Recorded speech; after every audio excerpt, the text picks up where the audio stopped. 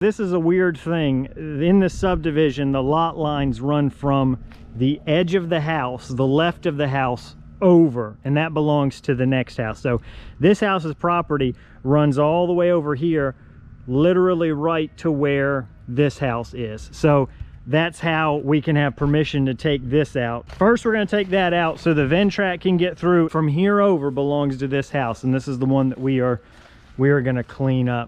So if you think this video looks familiar, you have a good eye. I posted the long version of this a month or two ago. This one is going to be sped up and give a little bit of behind the scenes. I had a lot of questions about this property, so we'll go over some of those today. But the first thing by far is how weird this property line is. And I guess this is common in Jacksonville, but this backyard just has not been taken care of in a very long time. I think the folks tried to maintain it. They went through a period where the lawnmower broke down, and it pretty quickly got out of control for them. And that's not an uncommon story, you know, down here in Florida. If you let a yard go for just a few months, it can quickly overwhelm the capabilities of a residential lawnmower. So I understand how that can happen.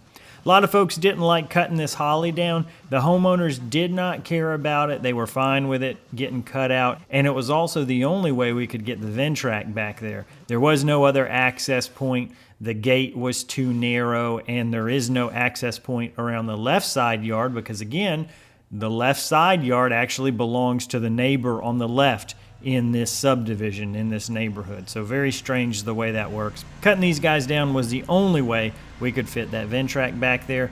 We could have gotten away with like a 28-inch walk-behind brush cutter. That probably would have fit through the gate.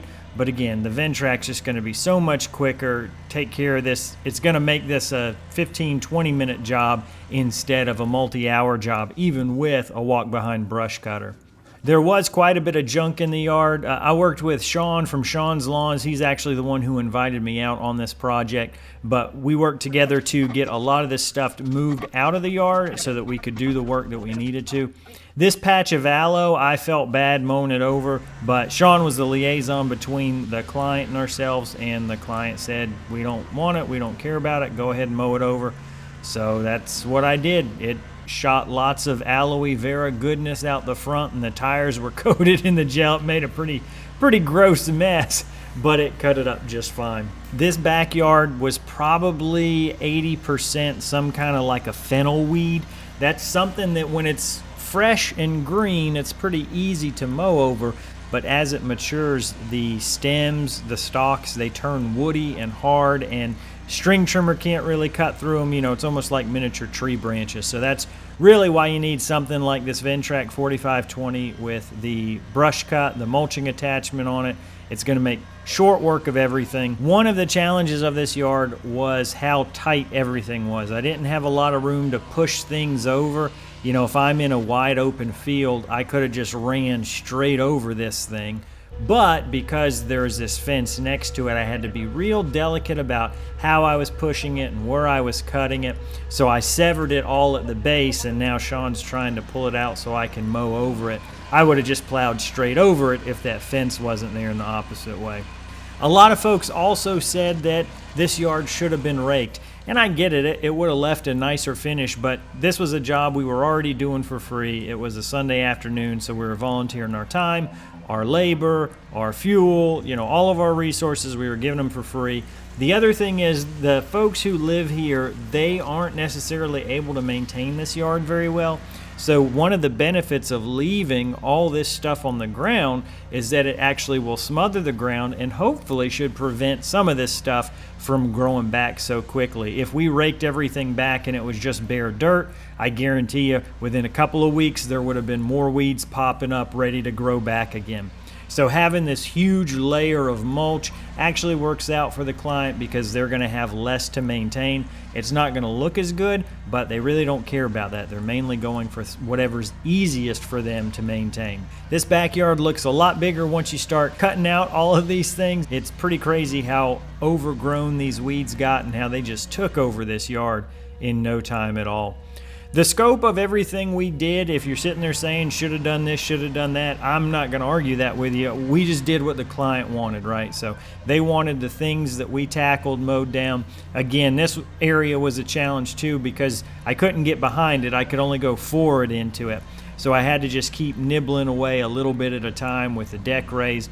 Again, the fence on the opposite side that you see, I couldn't plow into that, so there was a limit to what I could do before we had to manually pull things into the middle, and the Ventrac could then fully run over those. Once we got to this point, Sean had to go around into some of the areas the Ventrac wouldn't fit and right up against the fence, and it was easier for him to use a shafted hedge trimmer to cut all the things off at the bottom, and he threw them into the middle. Then I was able to mulch them up a little bit more. You can see this Ventrac does a great job of cutting stuff up. If something is on the ground and it's not in a pile, that's when it's difficult for the Ventrac to collect it and to pick it up and cut it into smaller pieces. It's not a drum that spins forward and contacts the ground. There's always going to be a few inches of clearance between the ground and the blade, and when the clippings are lower than the blades, which I think 3 inches is the lowest I can cut, then it doesn't really grab anything. This sago palm, this was another thing a lot of folks did not like us cutting out, but again, we did it because the client asked us to. We were just going to trim it up, but then at the end, Sean was like, hey, can we use your chainsaw to cut it down real quick? The client has a dog. If you don't know, pretty much every part of sago palms are toxic to animals, and they do make seeds that I guess some animals could eat. There's a toxin called psychocin, and that does some kind of nerve damage or liver damage or something to dogs and other animals. So the client wanted it gone. Somebody said you should have sold it. You could have got a lot of money for that. Very often the idea of an incentive for selling a plant, it's just not worth it when you think about the extra time it's going to take. The amount of effort it would have taken to dig that up and preserve it in a way where it could be sold, it would have required an excavator that I don't own, so I would have had to spend a couple $100 to rent one. The trailer wouldn't have fit that plus my Ventrac. I would have had to list it for sale and wait for somebody who said they wanted to buy it. I would have had to bring in backfill for the hole that I would have created. It just wasn't worth it. This was a quick Sunday afternoon project, nothing more. So here's the before and afters. Big thanks to Sean for inviting me out on this one. As always, thank you so much for watching. I really do appreciate it.